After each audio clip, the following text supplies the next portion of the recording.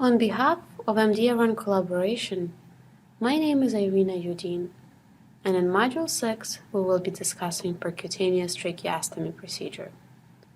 Just like previous tutorials, we will give a quick definition of the procedure and discuss in more details indications for these procedures, the safety considerations, intra- and post-procedure care and monitoring, as well as complications that can result from this type of tracheostomy tube placement. A tracheostomy is one of the oldest surgical procedures, in which an incision is made to the anterior aspect of the neck into the trachea to establish an airway. In 1985, the percutaneous tracheostomy technique was described and put into practice for selected ICU patients to support tracheostomy tube placement with fewer complications than surgical tracheostomy. The percutaneous tracheostomy is a bedside procedure that utilizes a guide wire and graded tracheal dilator to place a tracheostomy tube. There are several indications for the percutaneous tracheostomy. Many of these are familiar to us. These include bypassing acute or chronic upper airway obstruction. This can be related to clinical issues such as anaphylaxis or in extreme cases of obstructive sleep apnea where CPAP is not tolerated. A prolonged need for airway, a prophylaxis of an anticipated airway problem, to facilitate weaning from mechanical ventilation, thereby reducing anatomic dead space, to prevent pulmonary aspiration, and also to facilitate the removal of pulmonary secretions. When it comes to the procedural complications, there are both absolute and relative contraindications. In talking about contraindication for tracheostomy, I think it's important to include some of the key relative contraindications, as nurse can utilize this information to help ensure patient safety.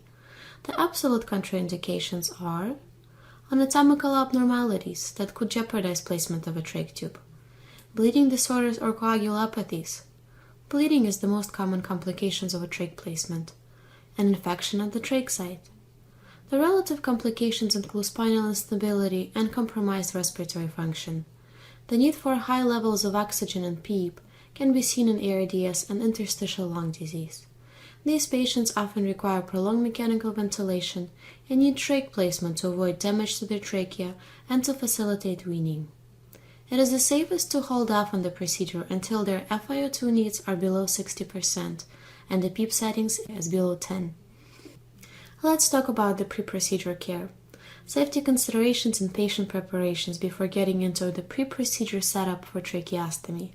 The setup for this procedure is critical to our safe outcomes and is more in-depth than our other bedside procedures.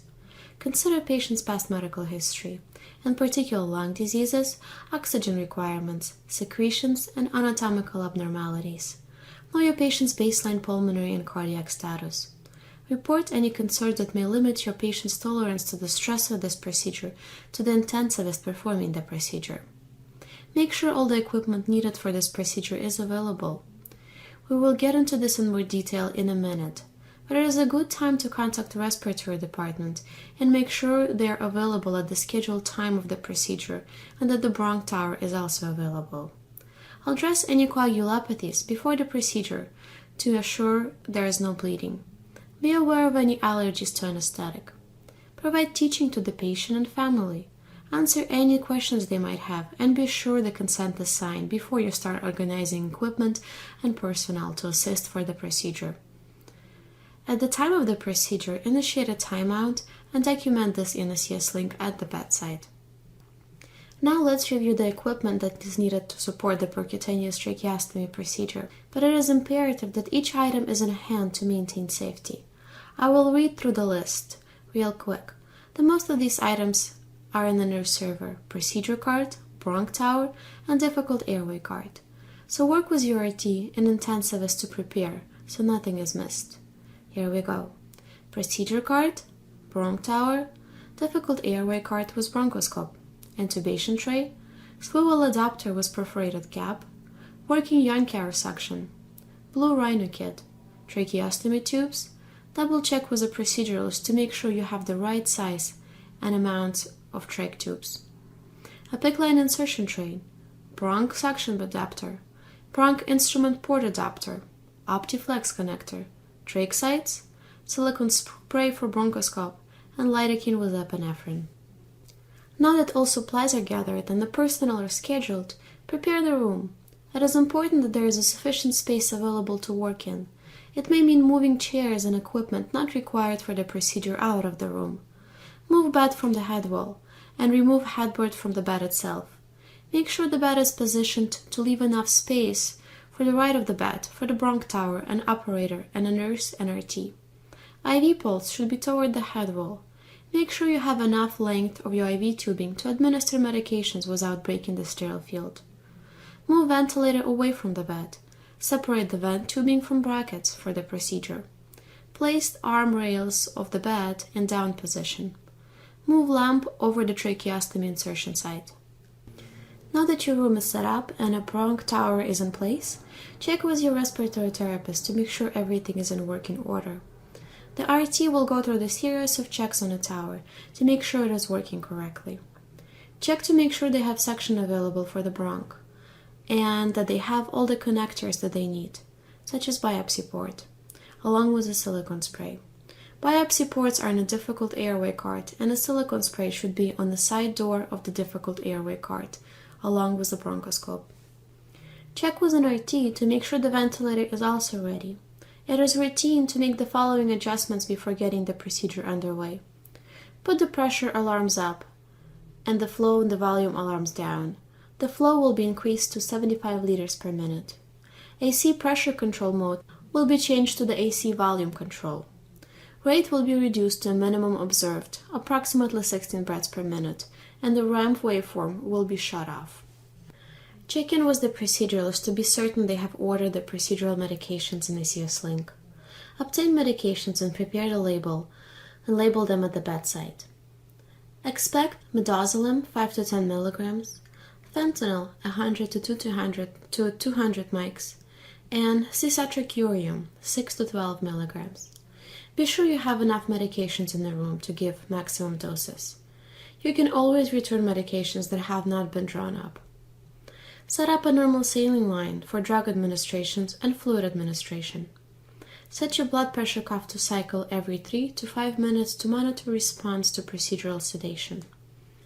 Now that you have all of your equipment, medications, and the room set up, move the patient into position. Explain your interventions to the patients and offer reassurance. Move the patient up in the bed approximately 6 inches from the top of the bed.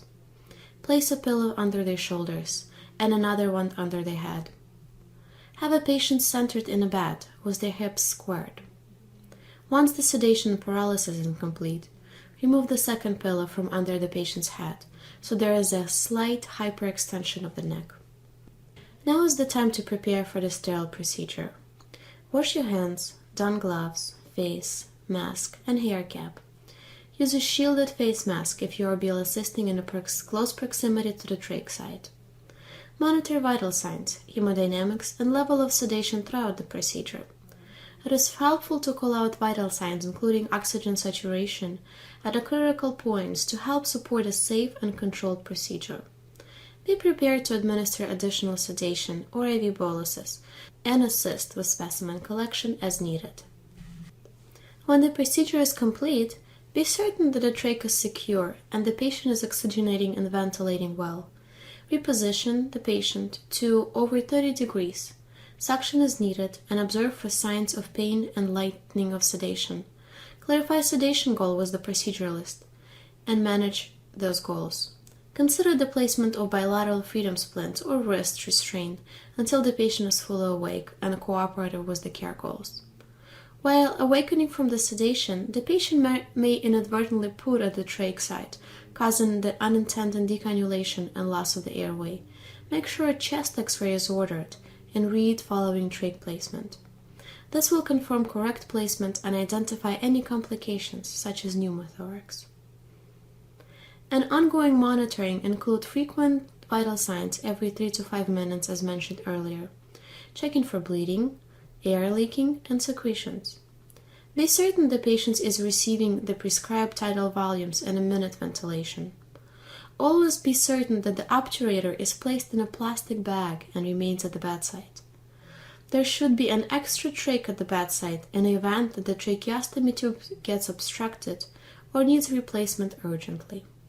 However, it is important to note that if a newly inserted, less than 72 hours tracheostomy tube is dislodged, or a pharyngeal intubation is the safest method to re-establish a patent airway, no effort should be made to re-advance the dislodged tracheostomy tube through the newly formed site. Bedside percutaneous tracheostomy placement have been shown to be safe and effective. The most common complications, as mentioned earlier, is bleeding, which occurs in up to 8% of patients, but can usually be reduced when bleeding risks are managed up front. Airway injury is the most serious but rare, and usually caused by the wire and dilator injuring the posterior wall of the trachea. Conditions that result include loss of oxygenation, ventilation, pneumothorax, pneumomediastinum, or subcutaneous emphysema, causing a medical emergency. This emphasizes the importance of having all of your equipment for airway management ready at the bedside. Other complications include airway obstructions from misalignment, cough overinflation, clots, secretions, and accidental decannulation. These complications can be offset or controlled with a calm, controlled environment and a teamwork. Percutaneous tracheostomy is safe when performed on appropriately selected ICU patients by a competent intensivist care doctor in an ICU setting equipped to respond immediately to airway emergencies. This concludes this training module. Thank you for your patience and attention.